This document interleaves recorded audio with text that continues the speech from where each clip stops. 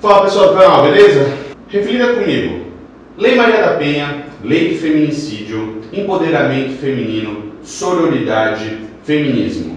Essas são 5 palavras-chave, dentro de tantas outras, que são muito ouvidas hoje em dia. Seja na internet, nas redes sociais, na própria televisão, nas novelas e assim por diante. O aumento dessas expressões dentro do nosso vocabulário e dentro da fala das pessoas revela que os movimentos feministas, os movimentos que lutam pelos direitos das mulheres, estão crescendo cada vez mais e ganhando mais importância. É óbvio, então, que os vestibulares vão parar e prestar atenção nesse tipo de comportamento social. Mas aí você vem e me pergunta, o que isso tem a ver com filosofia? Quando nós observamos, então, a história e os escritos de Simone de Beauvoir, a gente vê que tem tudo a ver. Vamos lá dar uma olhada na trajetória dessa importante filósofa, dessa importante pensadora contemporânea, certo? A Simone de Beauvoir nasce em 1908 e morre em 1986 e é conhecida por ser uma filósofa existencialista. Já vamos ver o que isso significa. E ela, não por acaso, torna-se um ícone do pensamento feminista no século XX, século XXI. Mas para a gente entender essa trajetória, entender o que significa ser um filósofo existencialista, a gente tem que voltar na filosofia grega, principalmente na teoria de Platão. Platão criou um importante conceito dentro da sua teoria filosófica, que é o conceito de essência. Para Platão, existia um mundo das ideias, um mundo ideal,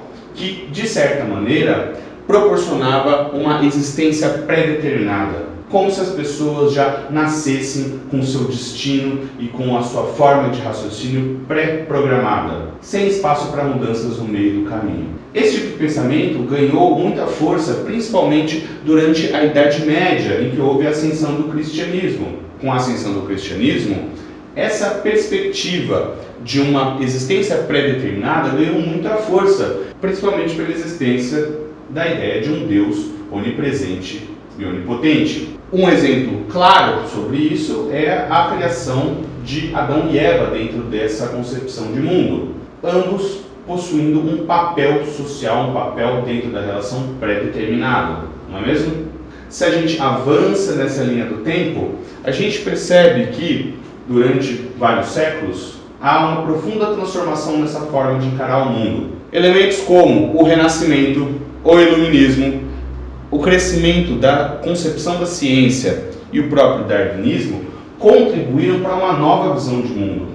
Uma visão de mundo em que o homem estava sempre em transformação, em que posicionamentos pré-determinados tornavam-se mais difíceis de acreditar. Chegando ao século XX, percebemos que essa perspectiva é acolhida principalmente pela figura do outro filósofo francês, Jean-Paul Sartre.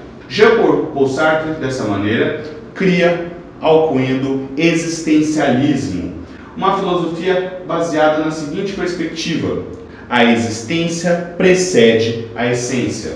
Sartre, então, passa a determinar em sua filosofia que o homem não nasce pré-determinado. O homem, na verdade, faz parte de uma construção social.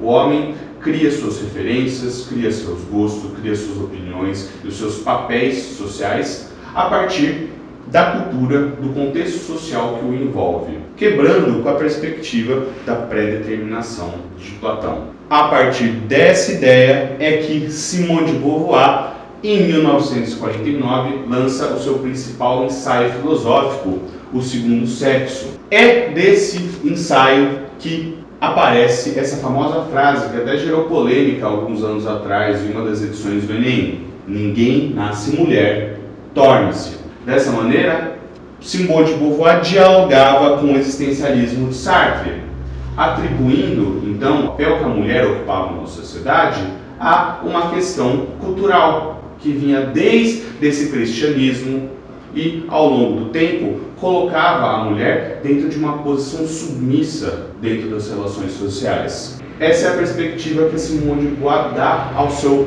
trabalho, fazendo uma distinção clara entre sexo e gênero. Para Simone de Beauvoir, o sexo era uma condição biológica, natural, e o gênero era construto social, era uma construção social. Simone de Beauvoir faz uso dessa dicotomia entre sexo e gênero para descrever, dentro de sua teoria, que a mulher ocupa um papel social devido aos elementos desenvolvidos ao longo da existência da humanidade e não necessariamente a ideia de uma existência predeterminada. Para ela, não é predeterminado o fato da mulher estar numa situação submissa dentro da sociedade. É uma construção social que acabou permitindo com que ela fosse colocada em segundo plano. Vamos ver então como que esses conceitos podem servir para você utilizar de argumento em uma boa redação. No Enem de 2015, a banca de redação pediu que o aluno se manifestasse sobre os obstáculos para conter a violência contra a mulher na sociedade brasileira. Dessa forma, um candidato ou candidata apoiou-se na teoria de Simone de Beauvoir, segundo a qual o papel de gênero é definido historicamente e, por conta desse papel de gênero, colocar a mulher como um objeto ou como um cidadão de segunda categoria, o homem se sentia à vontade para praticar diversas violências contra essa figura. Tudo bem?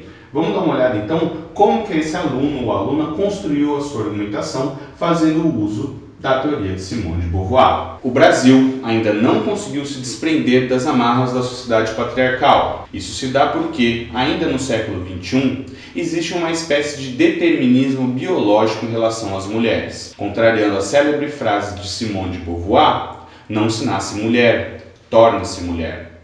A cultura brasileira, em grande parte, prega que o gênero feminino tem a função social de se submeter ao masculino, independentemente do seu convívio social, capaz de construir um ser como uma mulher livre. Dessa forma, os comportamentos violentos contra as mulheres são naturalizados, pois estavam dentro da construção social advinda da ditadura do patriarcado. Consequentemente, a punição para esse tipo de agressão é dificultada pelos traços culturais existentes e, assim, a liberdade para o ato é aumentada. Bom, vocês viram então que, dentro desse texto, os conceitos propostos pela Simone de Beauvoir foram utilizados como uma excelente ferramenta argumentativa. Mais do que isso, percebam também a perspicácia desse candidato ou candidata. Foram utilizadas aqui uma série de palavras-chave referentes à teoria proposta, o que, para a banca examinadora, transparece a capacidade e o entendimento do candidato sobre o assunto. Por exemplo, palavras como o próprio nome Simone de Beauvoir, o termo construção social e o termo traços culturais. Bom, por hoje é isso. Espero aí que vocês tenham gostado de mais essas informações sobre a filosofia, que vocês tenham agora a oportunidade de colocar isso em prática. Tudo bem? Espero vocês na próxima. Até mais!